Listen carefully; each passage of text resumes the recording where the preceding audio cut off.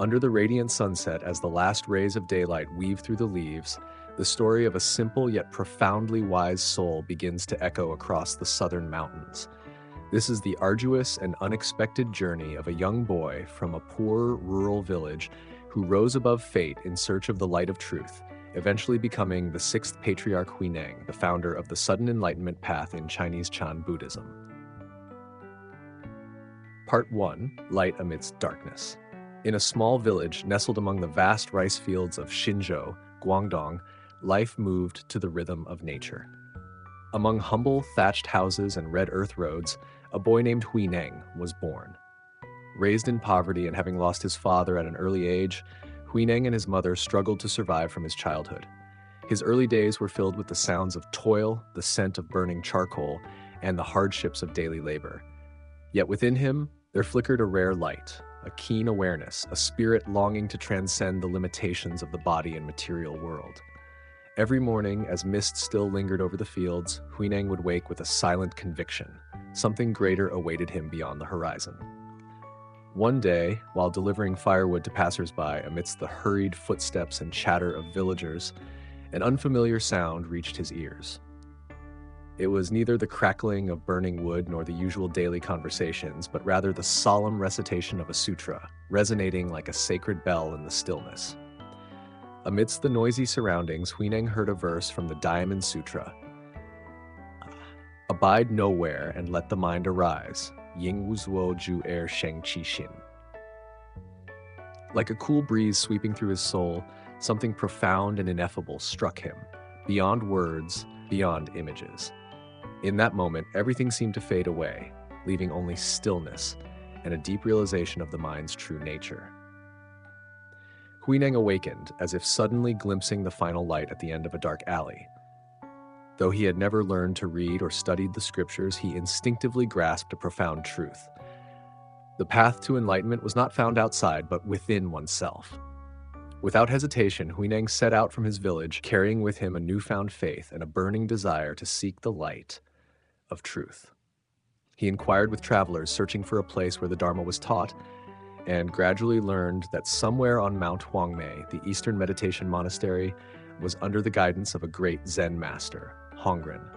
Step by step, under the scorching southern sun, Huineng walked the red earth roads, unaware that his destiny was about to change forever. Part 2: Meeting the Fifth Patriarch, the beginning of the journey. After many difficult days, traversing the distant horizons, Huineng finally arrived at Dongtian Monastery. Before him stood the ancient walls of the temple, built brick by brick with the faith and devotion of countless disciples. But to him, this was not merely a resting place. It was the guiding light leading him toward the truth. Upon entering the monastery, Huineng saw many disciples gathered, meditating, chanting scriptures, and listening to the teachings of the fifth patriarch Hongren. However, due to his poor background, illiteracy, and lack of scholarly knowledge, he remained unnoticed by the master. He was assigned the lowly tasks of pounding rice and chopping firewood in the kitchen, chores that few paid attention to. Yet within Huineng, the flame of seeking the truth never wavered. Though he could only observe in silence and listen from afar, he remained attentive, absorbing every word, cherishing each moment of tranquility in the monastery. One cool afternoon, as the golden hues of the sunset bathed the temple, the fifth patriarch presented a challenge. He sought a successor to the Dharma lineage, someone who could truly comprehend and transmit the essence of enlightenment. The task was to compose a verse, gatha, that reflected profound insight into the path and awakening. Excitement filled the monastery as the disciples eagerly participated, confident that their scholarly knowledge would be displayed in each written word. Among them, the senior disciple Shenxiu, who had studied and accumulated vast knowledge of scriptures, composed a verse that resounded throughout the temple. The body is like a Bodhi tree, the mind like a bright mirror stand. Polish it diligently each day, lest dust should gather on its surface. The verse, emphasizing diligence and the effort to maintain a pure mind, received much praise. The disciples expressed admiration, believing it to be a true reflection of the path to enlightenment. However, in Huineng's heart, the words echoed with a sense of superficiality. lacking the intuitive depth of someone who understood that enlightenment did not come from merely polishing or preserving something that already existed. That night, as the moonlight gently illuminated the temple courtyard, Huineng approached a kind-hearted senior monk who understood his spirit and asked him to write down his own verse. His words were simple yet carried a profound truth. The Bodhi has no tree, nor is the bright mirror a stand. From the beginning, not a single thing exists. Where then can dust alight? The words of this verse struck directly at the hearts of those who heard them. It did not merely reject the practice of cultivation through external effort, but it also affirmed that the nature of all things, including oneself, was originally pure and untainted. There was no need for polishing or cultivating anything, for enlightenment was already within. The next morning, as the monastery remained in the stillness of dawn, the fifth patriarch gathered the disciples and publicly presented Shenxiu's verse.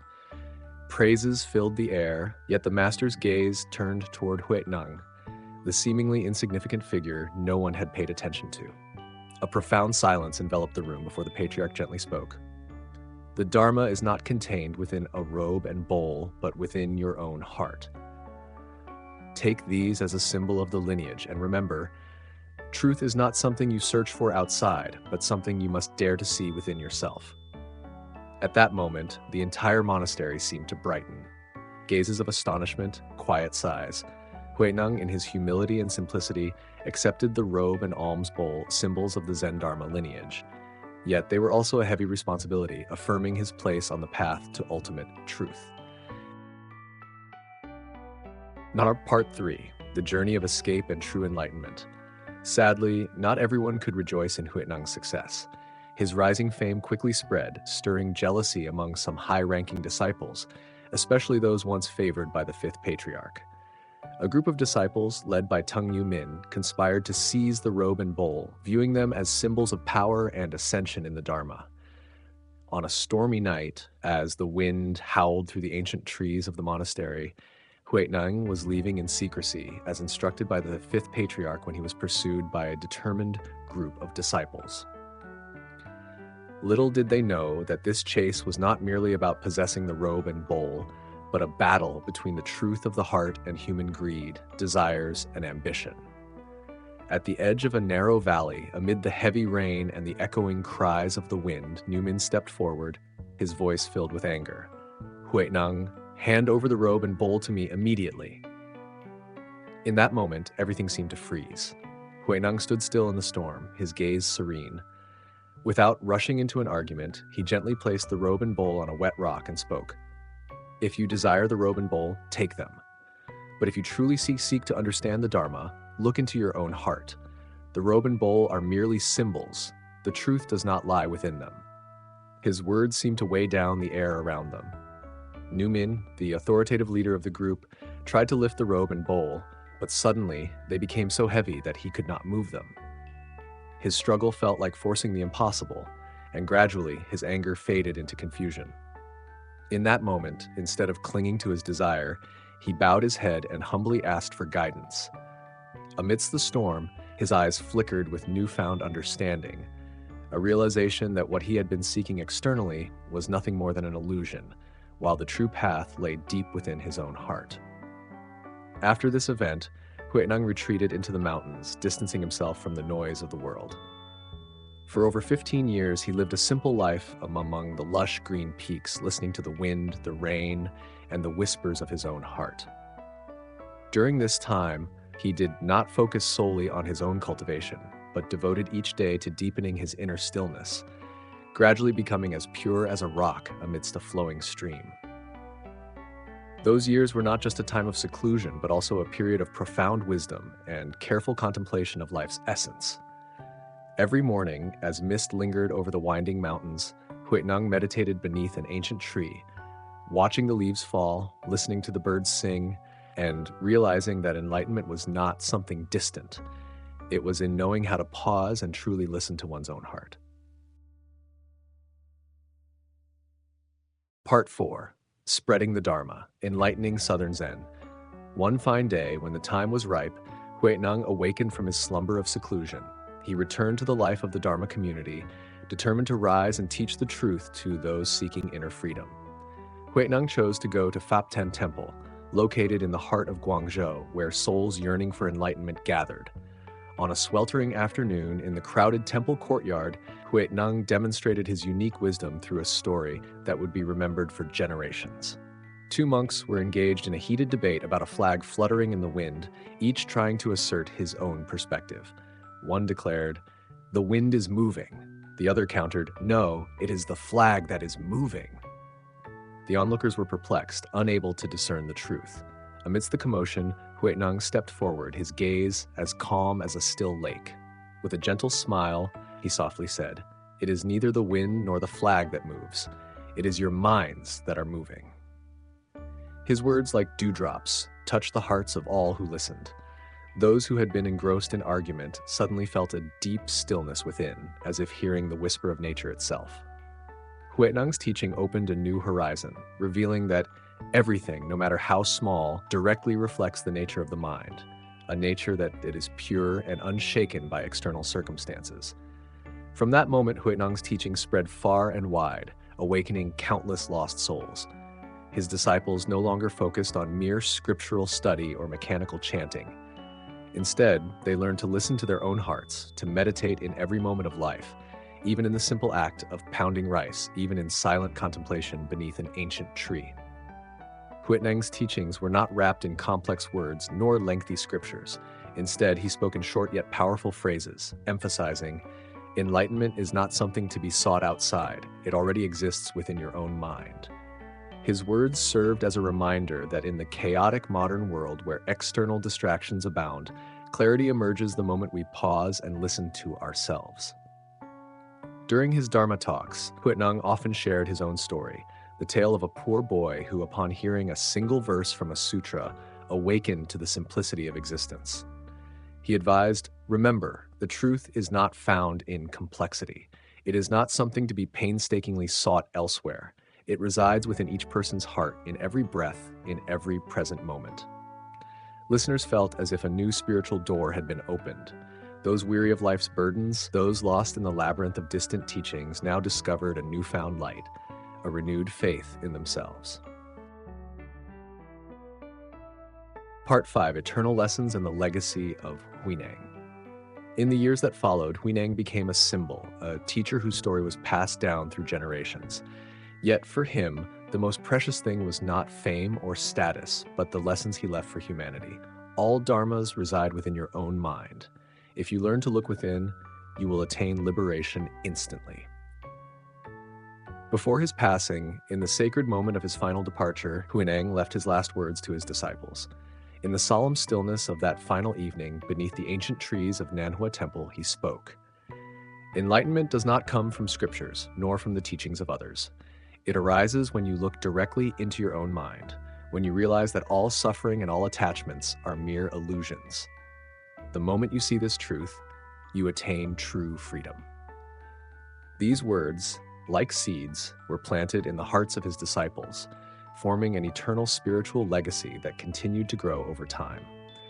Huineng's Zen lineage, with its directness, simplicity, and unpretentious nature, became the foundation of the Southern School of Zen, a tradition that still lives on today in the hearts of those seeking inner peace. The story of the sixth patriarch Huineng is not just a personal journey, but a testament to the belief that anyone, regardless of background or circumstances, can attain enlightenment.